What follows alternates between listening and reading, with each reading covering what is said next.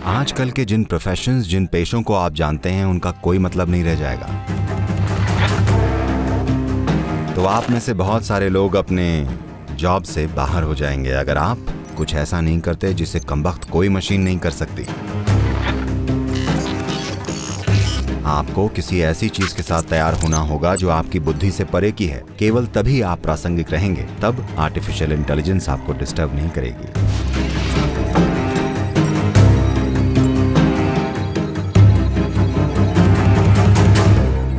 तो आज की तकनीकी दुनिया में हमें पता है कि आर्टिफिशियल इंटेलिजेंस और रोबोटिक्स हावी हो रहे हैं। ये सारी अत्याधुनिक तकनीकें हैं। तो आपका इन तकनीकों पर क्या विचार है? इनका क्या असर पड़ेगा और इन तकनीकों का हमारे प्राचीन अभ्यास यानी योग और ध्यान से किस तरह सामना होगा? आपको यकीन है कि मैं हूं? क्योंकि पिछले 1-1.5 साल से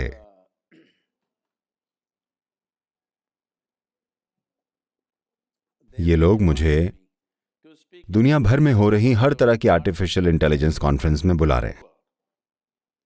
मुझे आश्चर्य हुआ कि आर्टिफिशियल इंटेलिजेंस के बारे में बोलने के लिए मुझे क्यों बुलाया जा रहा है, क्योंकि ना तो मैं इस क्षेत्र का एक्सपर्ट हूं, न ही मैं आर्टिफिशियल इंटेलिजेंस हूं। तो ऐसी एक कॉन्फ्रेंस में मैंने उनसे पूछा, ये सेंट पीटर्सबर्ग में थी। मैंने पूछा, आप लोग इन सारी आर्टिफिशियल इंटेलिजेंस कॉन्फ्रेंस में मुझे क्यों बुलाते हैं? मैं नेचुरल इंटेलिजेंस हूं, आर्टिफिशियल नहीं। वो बोले, प्रॉब्लम ये है कि हम लोग अब क्या करेंगे, हमारी नौकरियां जाने वाली हैं।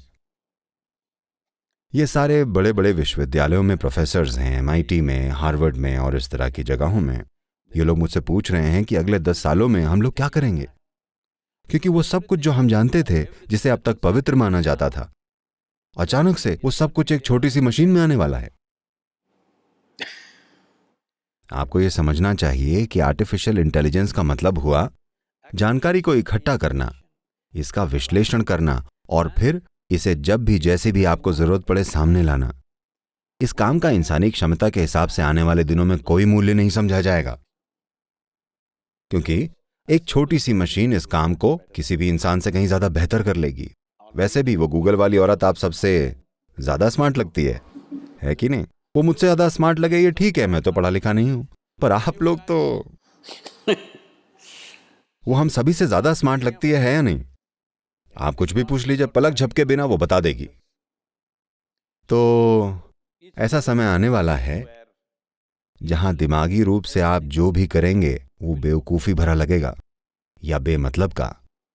ऐसा मेरे साथ हुआ जब मेरा ख्याल है करीब 13 साल का था, 13 या 14 का, शायद 13 का। पहली बार जब मैंने फ्लैट बेड कैलकुलेटर देखा, ये पैनासोनिक का कैलकुलेटर, उस समय ये 100 या 110 रुपए में आता था, बहुत महंगा था। आज आप उससे ज्यादा की तो कॉफी पी लेते हैं। तो 110 रुपए में पैनासोनिक का, सोनी का 125 का था, तो सब लोग सस्ता वाला लेते थे। 110 में पैनासोनिक का, और उन्होंने मुझे दिखाया। मैंने तो कभी खरीदा नहीं था, किसी और ने खरीदा और मुझे दिखाया। टुक टुक टुक जवाब।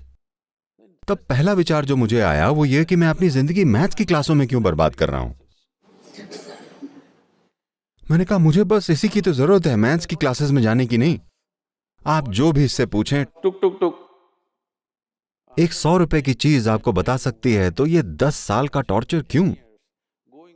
ये अंकगणित और बीजगणित और हर तरह की चीजें क्यों? ये साइन थीटा, कॉस थीटा भी कर सकता है, या जो भी बकवास आप चाहें। मैंने तभी सोच लिया था, हमको एक ऐसी बड़ी सी मशीन बनानी चाहिए जो ये सब बकवास हल कर सके, ताकि मुझे स्कूल ना जाना पड़े। आखिरकार ये सपना सच हो रहा है। अगले 10 से 15 सालों में वो पढ़ाई लिखाई जिसे आप जानते हैं, आजकल जिन प्रोफेशंस, जिन पेशों को आप जानते हैं, उनका कोई मतलब नहीं रह जाएगा, क्योंकि आज उन्होंने इस तरह की मशीनें बना ली हैं। तो जब ऐसा हो जाएगा तो ऐसी ढेर सारी चीजें जिन्हें सीखने में हम कई साल खर्च कर रहे हैं निरर्थक हो जाएंगे। वो ऐसा कुछ डिजाइन कर रहे हैं कि एक ग्राहक अगर आकर बताए मुझे कैसा मकान चाहिए, मेरी कलात्मक समझ कैसी है, मेरी संस्कृति क्या है, मुझे क्या पसंद है, इसे कैसे होना चाहिए और मेरा बजट क्या है। एक मशीन घर का पूरा डिजाइन बना देगी, 10 अलग अलग चॉइसेस भी देगी जैसा आपको चाहिए, जिसमें पेंटिंग, दीवारों की हैंगिंग, फर्नीचर भी होगा और सारे काम के साथ। और अब वो कह रहे हैं कि अगले 5 से 7 साल में ऐसा बता रहे हैं कि वो घर तक प्रिंट कर देगी और बना देगी। तो आप लोग डिजाइन वालों की सोचिए। तो आप में से कई अपने जॉब से बाहर होंगे अगर आपने कुछ ऐसा नहीं किया जो कोई कमबख्त मशीन नहीं कर सकती।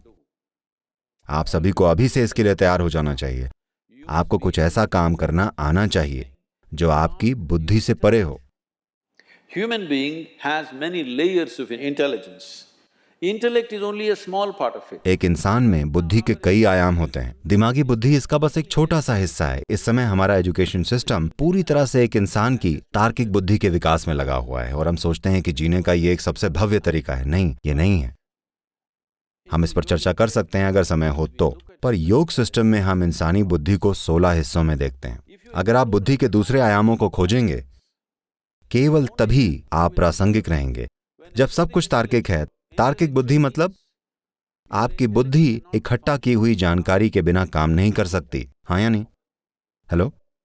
आपकी तार्किक बुद्धि एकत्रित की गई जानकारी के बिना काम नहीं करती, ऐसा ही है ना?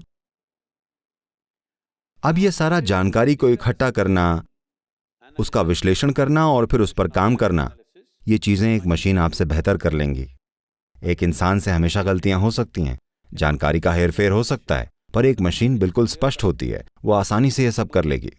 तो वो सब कुछ जो आप दिमाग के स्तर पर कर सकते हैं, उसका महत्व अगले 10 से 15 सालों में खत्म हो जाएगा। तो आपको किसी ऐसी चीज के साथ तैयार होना होगा जो आपकी तार्किक बुद्धि से परे है। जब मैं कहता हूं तार्किक बुद्धि से परे, तो इसे देखने के कई तरीके हैं। मैं एक आसान सा उदाहरण लेता हूं।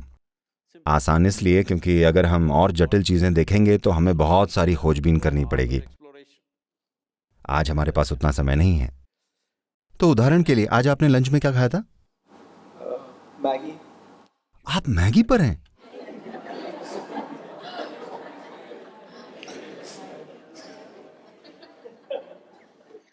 क्या कोई इनके खाने पीने का ख्याल रखे भाई? ये मैगी पर हैं।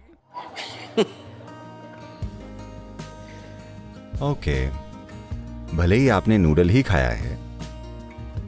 नूडल इनकी तरह नहीं दिखता, इनकी तरह फील नहीं करता, कुछ नहीं। पर ये नूडल जो इन्होंने खाया था, वो 3 से 4 घंटों में ये मैगी नूडल एक इंसान बन गया है कि नहीं? हाँ, एक हिस्सा है ना? ये सिस्टम का एक हिस्सा बन गया है। So you are manufacturing. तो आप इतनी जटिल मशीन का निर्माण मैगी नूडल से कर रहे हैं।